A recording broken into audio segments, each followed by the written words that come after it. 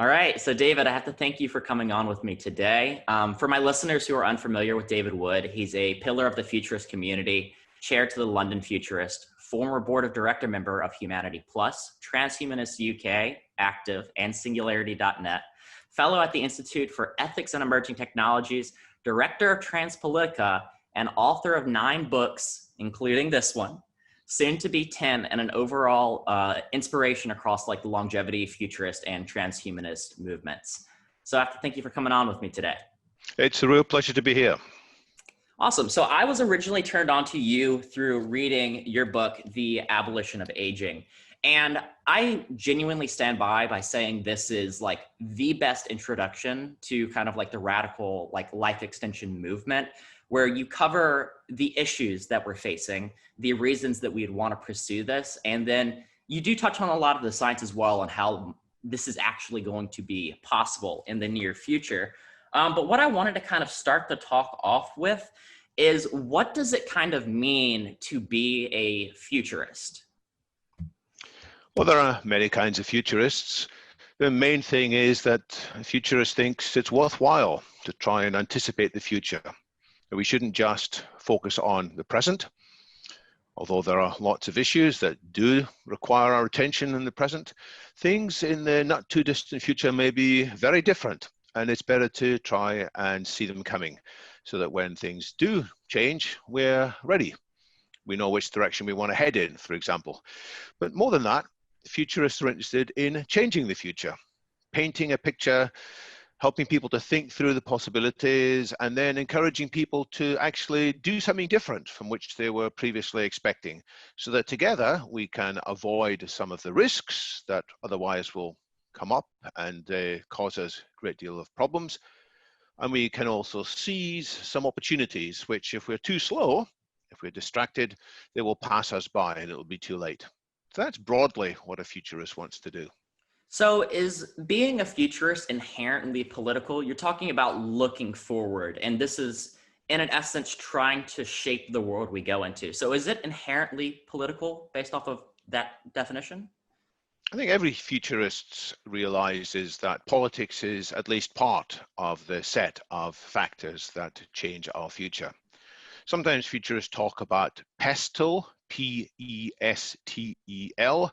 It's 6 categories of trends that people should try to get their heads around, and P stands for political, E stands for environmental, S stands for society, social trends, what people are thinking, T stands for technology, E stands for economics, and L stands for legal. And most of the interesting changes, the good changes and the bad changes, will typically come around not because one thing has happened, but because a convergence of things has taken place. And it's the combinations that are the true creative possibilities. And we do need to consider politics in that. In fact, if I look ahead as to the good things that could happen, what most often comes in my mind as a block that will prevent us getting there is a failure in the political sphere. That politics will no longer be interested in science. Politics will neglect evidence. Politics instead will focus on tribal priorities, tribal instincts, us versus them. And we found that kind of politics in the past, and it can lead to all kinds of blockages and disruptions. So we do need a better politics, but that's not, of course, the only thing we should think about. Arguably, the biggest driver for change is the T, the technology. And the technology, in just a couple of decades' time, will likely be very different from the technology which we're all thinking about today. Absolutely. And so you talk about being very future focused. You're trying to achieve a certain society. Now, in your opinion, what are the biggest, I guess, roadblocks or issues that we need to confront and solve to get to the desired future? Well, first of all, we need people to actually pool together. We need to show people an inspiring vision, a vision that's credible, a vision that stands up to scrutiny and debate, a vision that can help people to appreciate that actually a much better future is within our grasp. I call it the sustainable superabundance. It's a world in which technology is providing enough for everybody to have a really good quality of life in a sustainable way. It's not something that's going to be there just for a few years and then we'll run out of resources or run out of energy or damage the environment. No, none of that's needed. There is this wonderful vision of a sustainable superabundance enabled by improvements in green tech, enabled by improvements in biotechnology, rejuvenation biotechnology, and by improvements in artificial intelligence and neurotech, sometimes called cognotech. So all of these things are possible. But unless people see it, then we're likely to get distracted. We're likely to focus on shorter term things, and maybe the tribal elements of our human nature will reassert them. And there are also some concrete risks that could make the world a much worse place before we have a chance to make it a much better place. We've had a pandemic. We're still going through a pandemic. There could in the future be engineered pandemics. People have speculated whether the current COVID has been deliberately engineered. I think the evidence is against that. But sooner or later, there will be terrorist groups or disaffected people or people committed to a particular political cause or a religious vision that makes them want to use biotech to engineer terrible weapons. After all, this war has often included people throwing diseased bodies over the parapets into each other's castles and hoping to spread plague at the other side of that division. So it's not a new thing. What is new is that there's more possibilities for that to happen. So there are risks of biotech going wrong. There are risks of our connected infrastructure. We all use IT, we all use money. There could be contamination in our financial system. There could be contamination in our IT system. I'm talking about things like malware, ransomware, and deliberately engineered issues that will cause much of our lives to suddenly come to a jarring halt. And last, there are the risks of automated weapons. And we have automation of all sorts of things. Already today, automation is used in armed forces to help spy, to help monitor. And today there's still a human in the loop when an AI system, as today, determines that there's a possible target. It usually asks a human, do you agree, and get involved. But in the future, with fast moving swarms of drones, humans won't be able to keep up with the fast changing interactions. And there's going to be more and more pressure to give more autonomy to artificial intelligence. There's going to be an arms race there too if we're not careful. And sooner or later, there will be armies that have some control by artificial intelligence. And artificial intelligence is software. And from my experience of 25 years in the software industry, it's no surprise, it's no secret that sometimes software has bugs. Sometimes software goes wrong. And it's the same with artificial intelligence. And so the world could reasonably end because of bugs in artificial intelligence that are put in charge of the world's nuclear weapon systems. So there are lots of things that could go wrong. These are things we should worry about.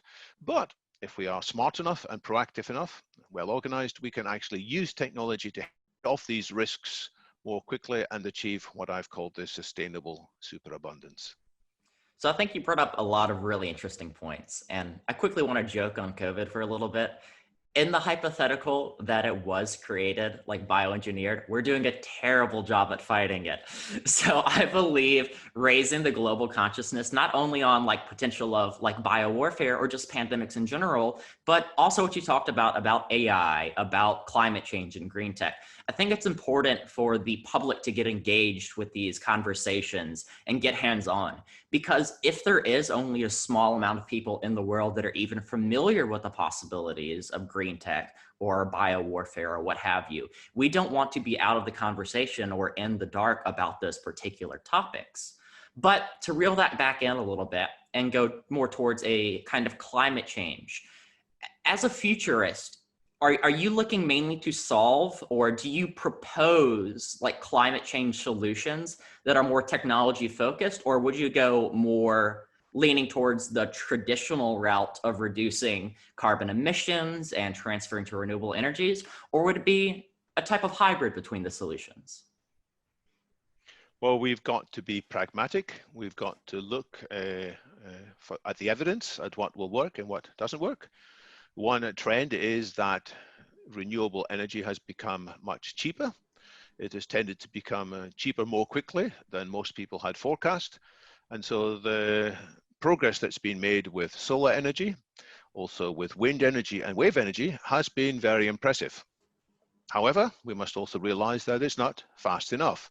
There is still lots of greenhouse gas accumulating, and the risk is not just of a gradual increase. And that's sort of something to worry about, possibly in 50 years' time. The risk is of accelerated global warming when there are positive feedback loops in which things build on top of each other. And we futurists often like to talk about technology being progressed by positive feedback loops. Ray Kurzweil, the famous futurist, who's now a principal engineer at Google, has talked about his law of accelerating returns, which is a very profound insight that as we develop more tools, tools help us develop better technology, which help us to build more tools, which help us to build better technology, which is why technology on the whole is accelerating. It's the same with computers. You know, we have initially quite simple computers, but with the help of today's computers, we can use the disciplines of computer-aided design and computer-aided manufacturing to help us design and manufacture all sorts of things, but also design and manufacture better computers. There's a positive feedback loop there too. And we could talk about positive feedback loops with AI. So these are all good news, but there are also positive feedback loops with bad consequences in the climate. For example, the more ice that melts, it replaces ice with dark water, and ice reflects light from the sun back into space, whereas water absorbs it. Hence, the more ice we lose, the more quickly the Earth heats up, which means the more ice we lose. There's about a dozen of these adverse positive feedback loops. And so there are risks that climate will change more quickly than we are anticipating. After all, if we look in the distant past, there are many instances in geological times of rapid climate change, where it seems within 10 years or so, the Earth's temperature rose by 10 degrees, and in some cases precipitated large extinctions. And we want to be sure that doesn't happen in today's world. So just waiting on today's progress with solar energy and wind and wave is not enough. We have to accelerate it. And how do we do that? Well, we tilt the balance in favor of the companies that want to research and produce these solutions. And it's done by reducing the subsidies that currently exist for the dirty dirty carbon-based energies, and increasing the subsidies for the renewable energies. Economists talk about a carbon tax. Actually, many people in the oil industry want there to be a carbon tax introduced. It's been held up for a number of reasons. One is it probably needs to be coordinated on a global level, but I think we should accelerate this. I think that there is a meeting of COP, which is the conference of participants. I may have got the name slightly wrong. It's held every few years, and next year it's going to be held in the United Kingdom, as it happens. It's a follow-on from the big conference in 2015 in Paris, which agreed some measures, and this COP in Britain next year should hopefully reach agreement on intent for carbon taxes, which will accelerate the adoption of more technology more quickly.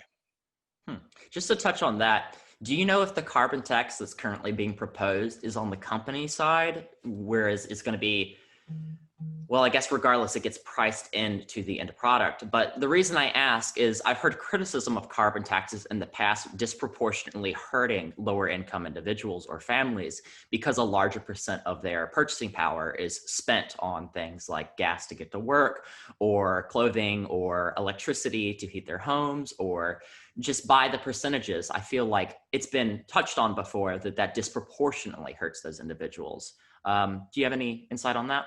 So that's a good question, and I don't want to be glib on this. A lot of people need to get their heads around this, but the basic answer is that the tax that is raised from the carbon tax, the money that's raised, should be deployed back and assist many of the people who are most in need of it.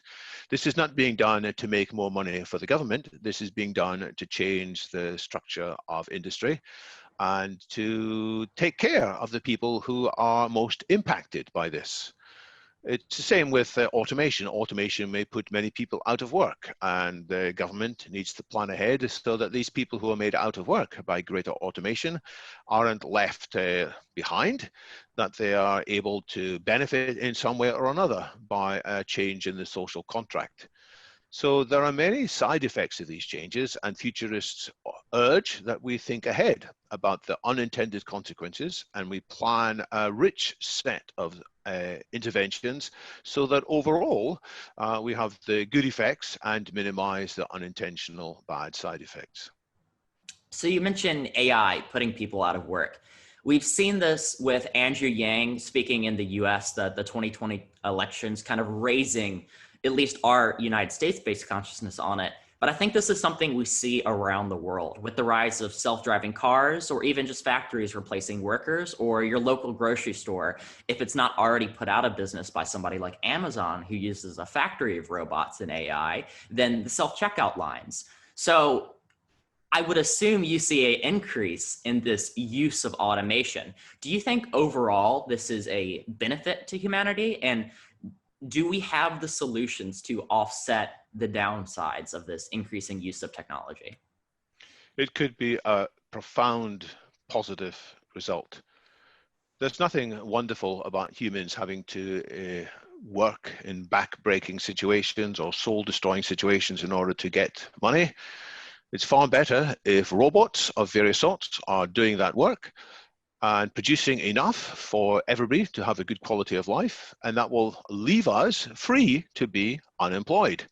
As in the words of Arthur C. Clarke, the famous writer and scientist who created the ideas for the 2001 film. After that came out, he was slightly worried that people would be fearful of AIs because in that film 2001, Hal goes a bit loopy and kills a few people. He actually said that he looks forward to automation resulting in total unemployment, so that more people will all have time to play, as he put it. And that might sound a bit flippant, but we might re-express it as being creative. So that's the possibility. And actually, throughout history, in the last 150 years or so, the amount of time that the average person spends in work has come down. We've had, in most parts of the world, larger periods of holiday. We've had a 2-day weekend instead of a 1-day weekend, which my father had when he was working. He just had the Sunday off and half of a Wednesday if he was lucky. We now have more time off, and typically the work day has shrunk, but not enough. And this could go much further and faster. What would happen if people aren't earning lots of money in jobs? Well, firstly, more things should have a very low cost. Why will they have a low cost? Because they're being created in a very cost-effective way by automation. We already see lots of things are low cost. We get lots of information for free. Wikipedia doesn't cost anything. Lots of online educational courses are free. Lots of music is free. And many other things will go that same way with improvements in things like 3D printing and modular manufacturing. So let's bring down the prices. And where people still will need some money, and I believe it will be necessary for at least some time, then we can ensure that the abundance which is generated doesn't just go to an increasingly small number of people, the 1% of the 1% of the 1% who own the very powerful, successful companies. Instead, by various mechanisms, that income should be redistributed, not making the very wealthy poorer than the rest of us in any means. They still will have plenty, but they don't need to be multi-billionaires many times over.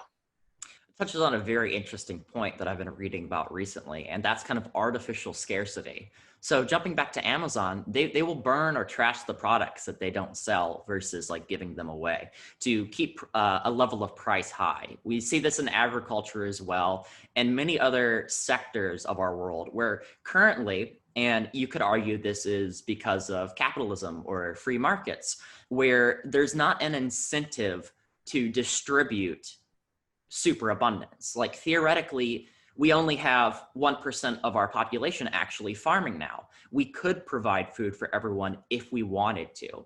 And I think that's the key thing is how do we get enough people to realize that and to push society in a direction that I wouldn't want to say, I don't know if there's a solution within capitalism or the markets. So I don't really know where I'm going with this question, but how would you address artificial scarcity and the reluctance to achieve a superabundant future? So you're right, artificial scarcity is a factor. It's something that is regrettable from many points of view.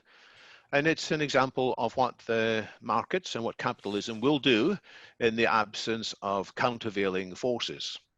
Now, it doesn't always happen. There are many companies who do give their products that are unsold away at the end of the day, and they do it in limited ways, but it is still commendable.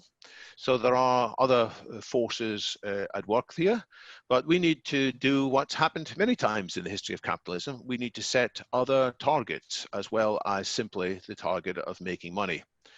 And this is a very important change that needs to happen. GDP sort of came to be such a dominating factor almost by accident. You know, it wasn't invented so that people would judge the success of politicians by whether the GDP went up or down.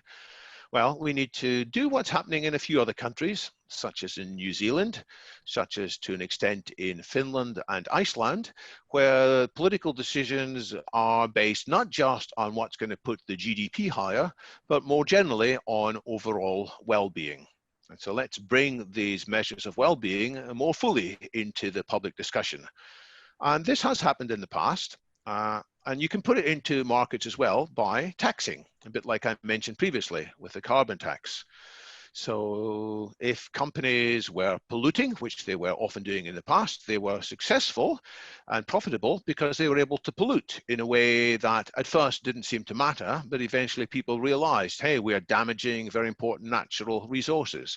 And then people were made to pay fines when they polluted, and the law was changed to stop people polluting.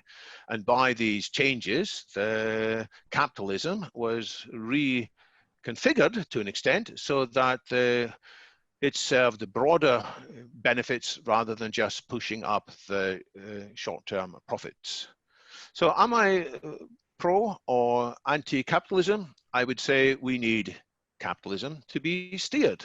And that is what has happened in most successful countries for most of the last 200 years. We have taken advantage of the miracles of the free markets and competition. In many cases, they have produced wonders. The number of goods that are available in modern supermarkets at often ridiculously low prices is amazing. But on the other hand, markets can fail. Economists who study this identify about 10 different ways in which markets can fail. This is no secret, it's well understood. And there are mechanisms to guard against the failures by political overall direction, including by setting taxes and by subsidies, by regulations. And each of these mechanisms have their own problems. So just as markets can fail, politics can fail too. Regulations can fail, taxes can fail. So it's not simple.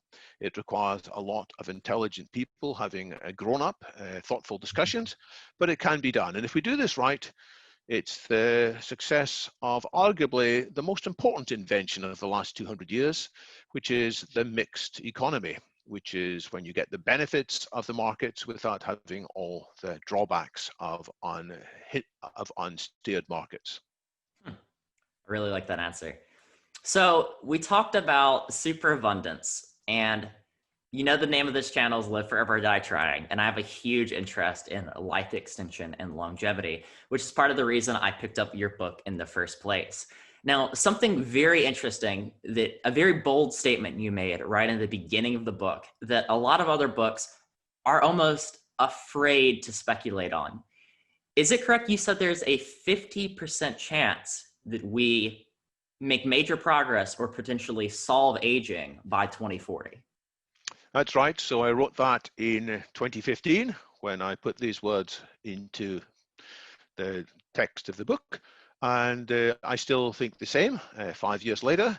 I think on the whole, we are 5 years closer to that outcome. And many people think, well, this is very naive. They think that human biology is incredibly complicated. Some people say it's impossible in principle to reverse aging. I disagree with that, and if you've read my book, you'll know that I have arguments as to why it is possible in principle in, I think, chapter 4, where there are plenty of examples of rejuvenation already happening in nature. What's more easy to question is the speed at which we'll get to that outcome. And I talk in, I think, the 5th chapter of that book about the possibilities of exponential speed up, which is when more people are able to cooperate in practical ways, building on each other's successes. And I compare it to what's happened in the world of software. There's been remarkable progress due to open source software in fields such as the Linux operating system, which gave rise to Android, which is the most widely used operating system on the planet, in smartphones from Google, from many manufacturers. There are many other things that open source software has enabled by allowing people to cooperate together. So I see in a similar way the possibilities for greater and greater cooperation at many levels in society. And so this initiative to work on anti-aging is gradually increasing decade by decade. If I look at the 1980s, which is when I date the start of serious, practical, successful work on anti-aging. In the 1980s, there was work done by people like Michael Rose, who managed to extend the lives of fruit flies, and people like Cynthia Kenyon and various of her collaborators who managed to extend the lives of C. elegans worms. And critically, these creatures didn't just live longer, they were healthier throughout their longer lives too. And this refuted the common wisdom at the time, which was it was impossible to do better than evolution. It was impossible to increase lifespan by just a few small interventions. So at that stage in the 1980s, there were maybe only a handful of people, maybe up to 10, who were doing serious work on this subject. But every decade, there's roughly maybe 10 times as many people who are impressed by what they see and who get involved in extending our shared understanding of the mechanisms of aging, the damage that's caused, and how we can reverse it. So in the 1990s, there were maybe hundreds of people. If I look ahead, compounding it, maybe by 2040, there could be 1 million people cooperating together. Now, that's not going to be easy because we humans aren't always good at cooperating. Our vanity gets in the way, our pride gets in the way, various other mechanisms can spoil things. But in principle, we could get there. And I still think there's a 50% chance that by 2040, there will be widely available low-cost rejuvenation therapies, which do repeatedly and successfully remove the damage of aging. So what do you think, if there's anything holding back the progress of this natural exponential curve, this natural increase of technology? Do you think there's any way to accelerate that via possibly what we're doing or your advocacy on the topic? If this technology is naturally going to increase on its own, as technology does, is there anything the average citizen should do to get involved or possibly push this forward into the future? Well, I don't think it's going to happen automatically. I think there are many things that could stop this growth. There could be that the good quality work will be drowned out by lots of low quality noise rather than the true signal. It could be that there are schisms and arguments within the community which lead to many potential wonderful allies losing interest in the subject, turning their attention elsewhere. And there could be negative hostility from the public at large if the public goes back to natural is best philosophy, saying that we shouldn't be trying to do this either from religious reasons or from secular reasons or from any other kind of reasons. And As I mentioned earlier, politics could get in the way as well. Politics could accelerate it by ensuring that public funds are applied in support of some research that maybe want to be funded simply by venture capitalists and by private funds. But politicians can also hinder by having unhelpful regulatory regimes. So there's lots that's in the balance. And to answer your question, there are lots of things that people watching this show can do to help. It depends on their background. Some people can become citizen scientists, that if they have a reasonable knowledge already of some of the biochemistry, or possibly some of the nanotech, or possibly some of the artificial intelligence, they could actually get involved, reading up on the research, finding out where there are uncertainties, where there is possibility for them to contribute. They may or may not have access to laboratories, but a lot can be done without laboratories. And in today's world, we have more citizen scientists. People who work maybe in the evenings or at the weekends or between jobs, or maybe these people have retired, or maybe they are already not working, they're getting by on some other small amount of money. So citizen scientist is one aspect. Then there's investors, and there are people who are applying some of their discretionary funds in support of initiatives, whether it's sense.org by Aubrey de Grey, or many of the other initiatives. There are professional investors who are banding together. Jim Mellon, the British multimillionaire master investor, is a good example here. He is helping people to pool their investments in a way that increases the likelihood that at least some of that investment will be successful and will have financial returns. So there's investment. But then there's activism, in the sense of people learning about the arguments, becoming confident about some of the discussions, being able to refute some of the bad arguments that are often raised. People who speak up against the possibility of rejuvenation biotechnology, actually they're often motivated by various psychological factors.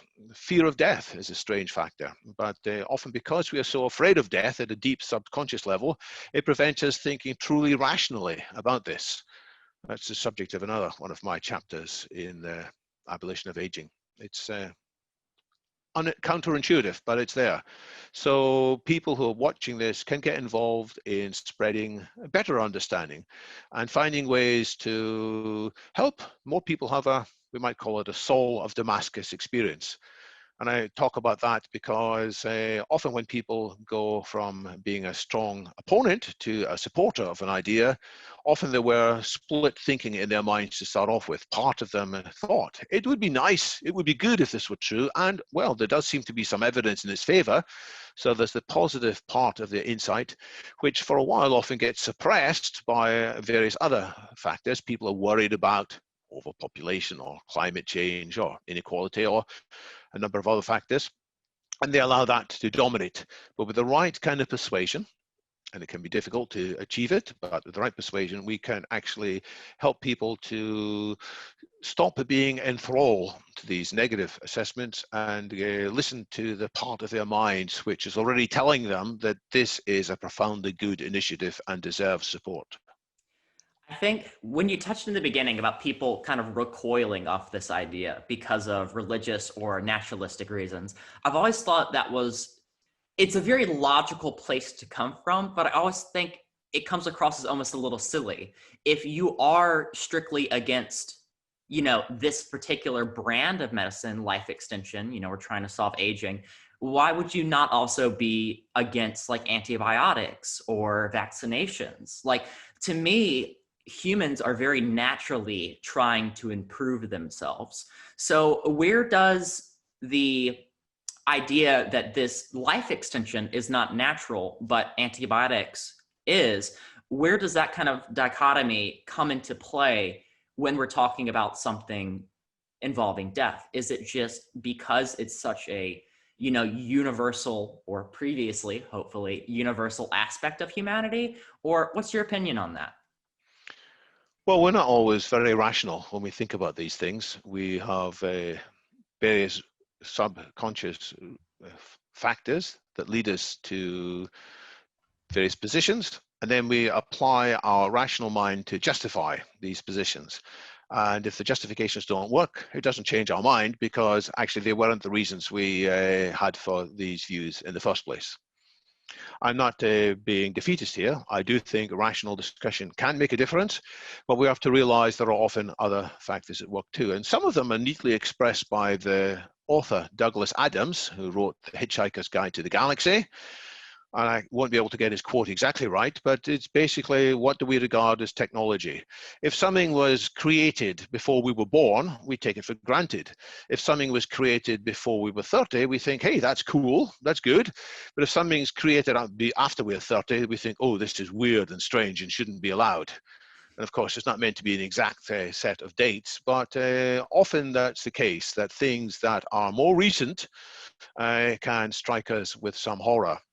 There are some religious people who are a bit more consistent, not so many perhaps now, but the Church of Christian Science, founded by Baker Eddy, they had the merits, at least, of being consistent and saying that all medicines should be opposed, and all diseases were just the result of wrong thinking.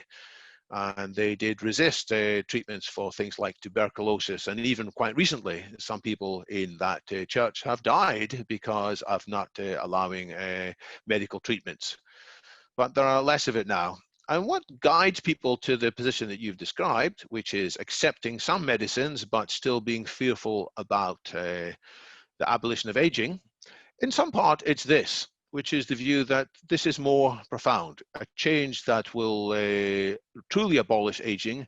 It will mean that it's not just people live a few years longer, people suddenly could live hundreds or even thousands of years. And that's a much bigger change to the psyche.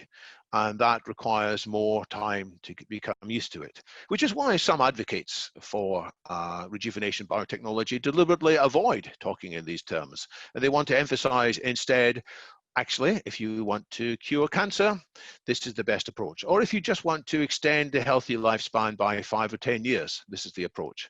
And we can get people involved and interested there without presenting them the full horror. I use the word horror, maybe it's not, the full shock of possibly you may live thousands of years. And by the way, not just that you will live longer, but you could be much, much smarter than before. And you could have aspects of experience that previously you never imagined. You can have access to levels of consciousness that in the past only a few mystics and saints and participants in magic mushroom festivals could occasionally dream about. Well, you can get it much more often. And that transhumanist vision is much more Full Metal Jacket. And I can understand why people recoil from it. So sometimes we have to introduce people gradually. Though I think in the end, we have to be upfront and honest. We have to say, we're not just doing a small thing here. We're doing something extremely profound. Effectively, we're creating almost a different species. We're creating a transhuman rather than just human. And I do want to touch on transhumanism because that's something I've been learning more and more about. Originally, I thought it had bad branding, but we'll talk on that in a second. It's becoming more and more appealing to myself. But firstly, I did want to touch on, if we do have these large lifespans, the common reason, I guess, pro-death that I've had in my personal life when talking to my relatives and friends and family is they are under the assumption that living this long life will either get boring or lose meaning. Now, is there any good arguments to kind of counteract those 2 points? Well, first of all, if people feel their lives would not have meaning, there's no requirement for them to live long. This is not anything to be forced on people. This is a matter of choice. But we can look at what's happened in history. Actually, many authors, many writers used to die quite young due to tuberculosis. It's quite surprising if you look at people like Elizabeth Barrett Browning or Robert Louis Stevenson or the Bronte sisters. Many of them were cut short in their prime, in their 30s or 40s. should we argue that that's a good thing? That if they weren't cut short in their prime, if they thought they could live to the age of 80, they would have been lazy, they wouldn't have written? I don't think it's like that. I think they wrote because they had a passion to write. And I think it's the case when people are fully energized, emotionally and mentally, as well as physically, they will have plenty to do. And they will do it not just because they think in due course they might die, they will do it for the sake of itself. So the purpose of life is not to prepare for death. The purpose of life is to live. And you can see this also in the behavior of young children. A young child will often bounce out of bed full of vigor in the morning and want to get involved in projects. Why are they doing that? Not because they think they're going to die when they're 80 years old and they better hurry up. It's simply because of the love of life itself. So I see there's so much good things that I look forward to and my family look forward to doing. Lots of music to explore. I only know a fraction of the music that's being composed, and I keep discovering new parts of music, and it's incredible. I think, how did I not know about this music before? There's literature to explore. There's games of all sorts to explore. There's mathematics, which, strange to say, I confess mathematics was the first love in my life. And there's absolutely fascinating things to explore there. There's the universe as a whole to explore. And possibly even more interesting is the virtual worlds that we will create and artificial intelligences may create for us. It's a bit like enjoying a box set on Netflix. You know, they're incredible these days, the amount of stuff that goes into them. Well, it's going to be even more engrossing in the future as we dive into these series in virtual reality. So I'm not envisioning anytime soon we're going to run out of things to do. But if it turns out there's nothing more to do, then people will have the option either to die or to put themselves into suspended animation for, say, another 100 years and then waking up after 100 years, just in case there's more to be explored. I love that answer.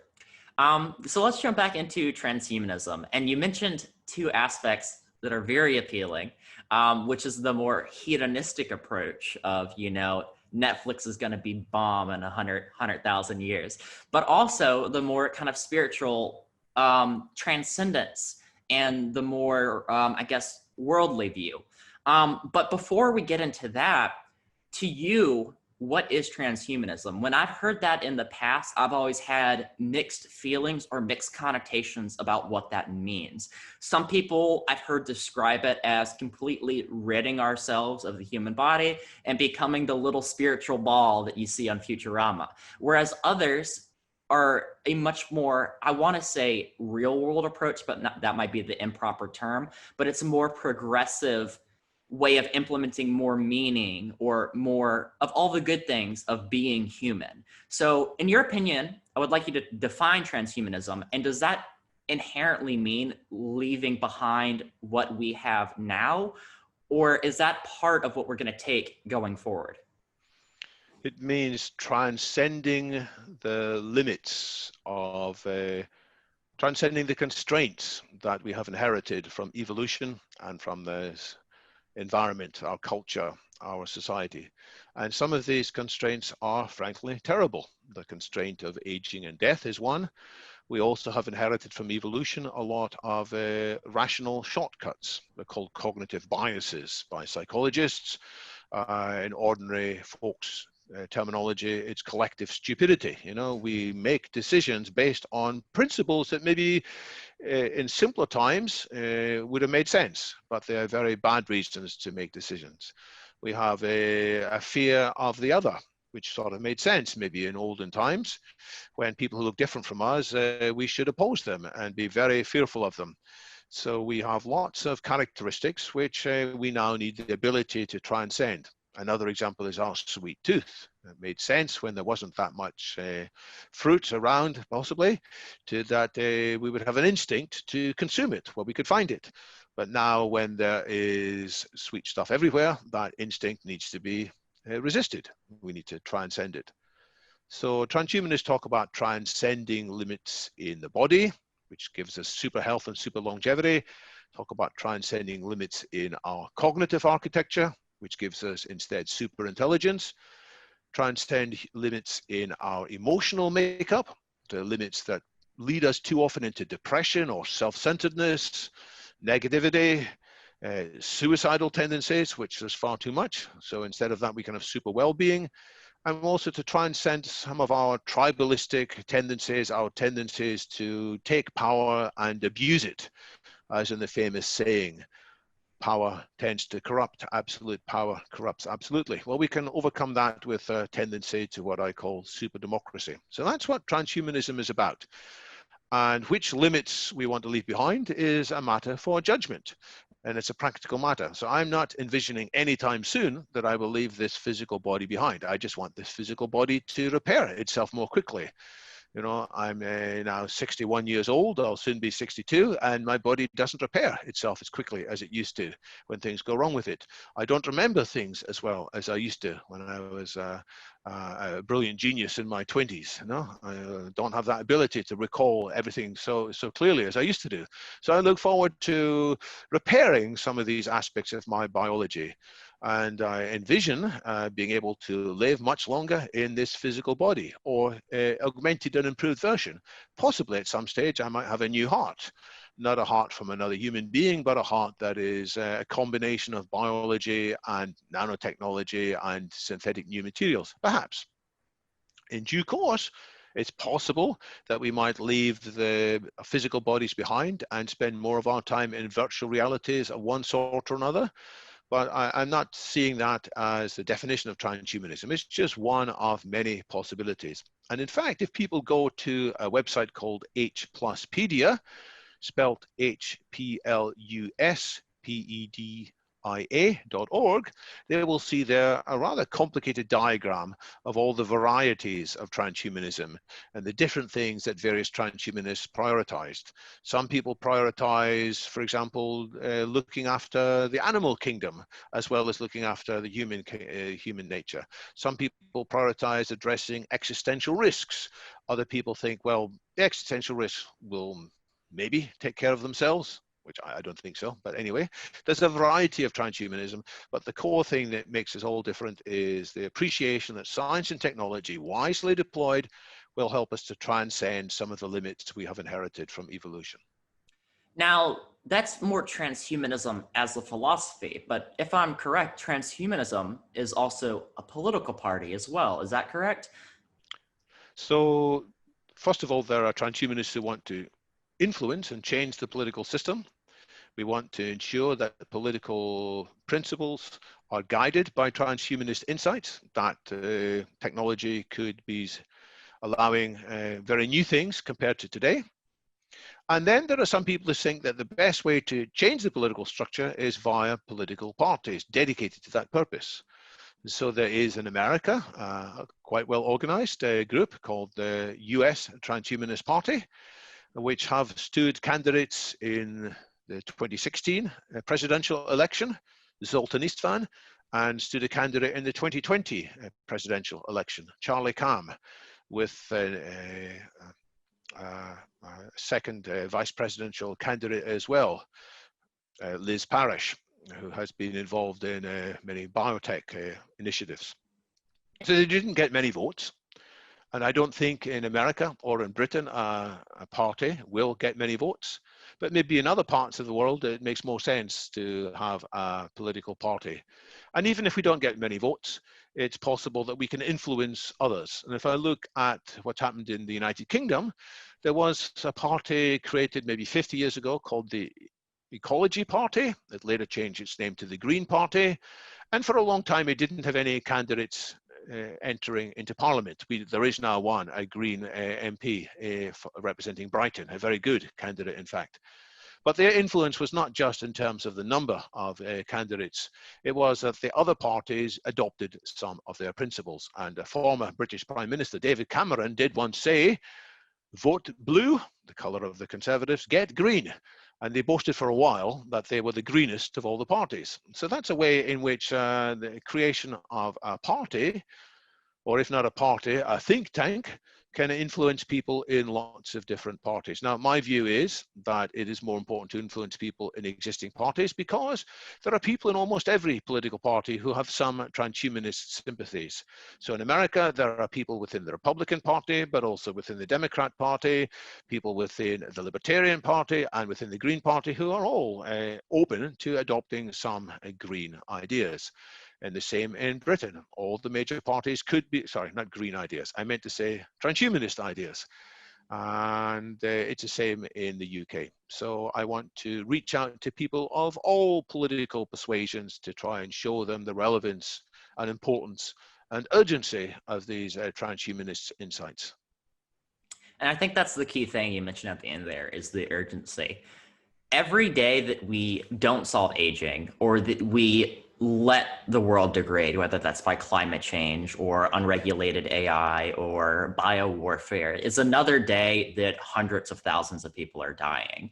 So, in your opinion, what is the best way for people to get involved now? You mentioned longevity specifically, you know, joining in if you have any specialties or whatnot. But if people want to learn more about this and the avenues that they can take to influence our future, do you have any more specific recommendations? Well, I might be a bit boring and suggest a couple of my books. I mean, you kindly talked about the abolition of aging. I've written a kind of a call for action in this book. I call it an invitation there, a universal transhumanist invitation. It's sustainable superabundance that offers some suggestions. And then I got a bit more specific again. This is the book I published at the beginning of this year. It sets out 15 projects across 6 areas, including accelerating healthy longevity, but also in other fields too. And there are ideas in there. And people who read my books often say they learn a lot, not just from what I put in the books, but from the pointers I provide to other writers and other thinkers. And so that's a possible starting point. But you shouldn't just do it by yourself. You shouldn't just read by yourself. You've got to connect to a community. We are influenced by the people we spend a lot of time with. It's sometimes said that we are the average of the 5 people with whom we spend the most time. I think that's a kind of an overly simple statement, but there's some truth in it.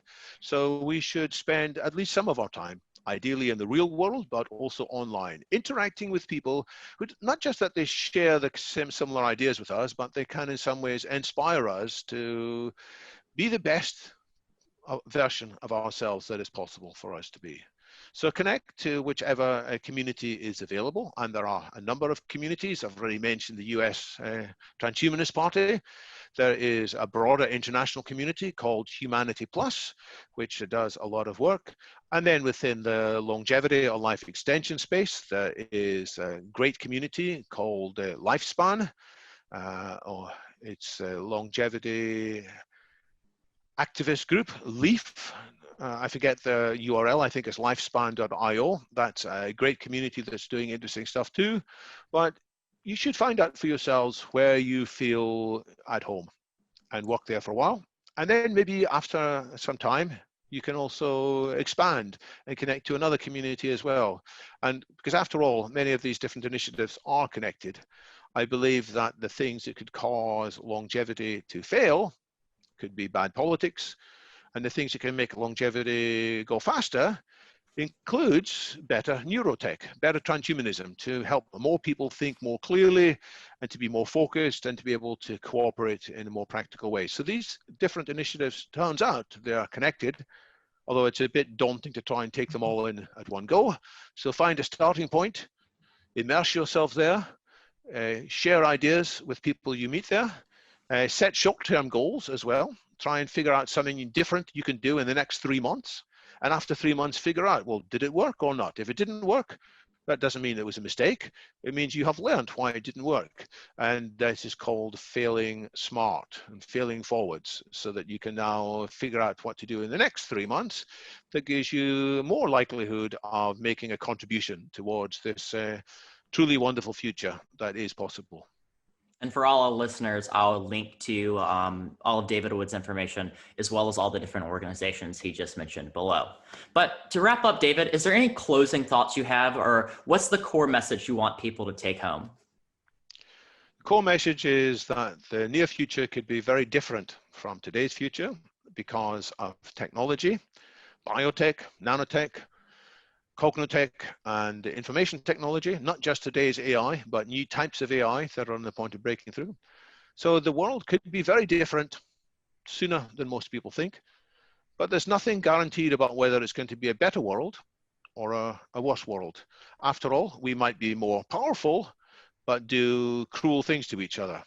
we might be cleverer, but in the end do stupider things, because there's no automatic correlation of cleverness with wisdom, and there's no automatic correlation of strength with kindness. So the future is open, and we need to think about it, anticipate it, and figure out what we can do differently. And the three things that I think are most important to do differently are to understand the big picture, which I see as a transhumanist vision that includes super longevity. It is to transform education so that more people have got access to the information, which will help them to see things more clearly, and to involve in politics, to put the true transhumanist and radical life extension agendas into politics, and make sure at the very least that politics isn't getting in the way of these initiatives. Fantastic. And if they want to hear more about you, yourself or your organizations, where would they find those out?